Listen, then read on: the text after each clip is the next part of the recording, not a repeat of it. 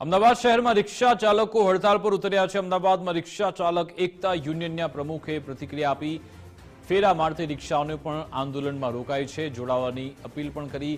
ગુજરાત રિક્ષા ચાલક રોજગાર બચાવ અંતર્ગત એલાન છે। સફેદ નંબર પ્લેટવાળા ટુ વ્હીલર ઓલા બંધ કરવાની માંગ। રિક્ષા ચાલકોને ખોટા મેમો આપવામાં આવ્યા તે પણ રદ કરો, ખોટા કેસ દાખલ કરાય તે પણ હટાવવામાં આવે। આરટીઓ તેમજ પોલીસને અનેકવાર રજૂઆત કરી છે। માંગ ન સ્વીકારાય તો હડતાળ પર ઉતરીશું તેવું કહેવાયું। આગામી દિવસોમાં 3 દિવસની હડતાળ પર ઉતરવાની પણ ચીમકી ઉચ્ચારાઈ છે।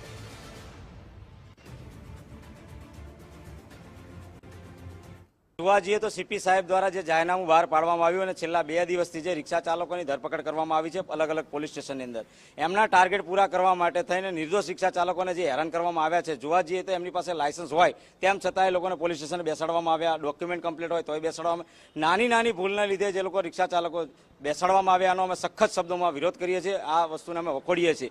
રિક્ષા ડ્રાઈવર એટલો મોટો ગુનેગાર નથી કે એને પોલીસ સ્ટેશનમાં બેસવું પડે, એને જામીન લેવા પડે અને કોર્ટે જવું પડે। નાની ભૂલ હોય તો એને રોડ ઉપર સ્થળ ઉપર જ દંડ લઈને છોડવામાં આવે।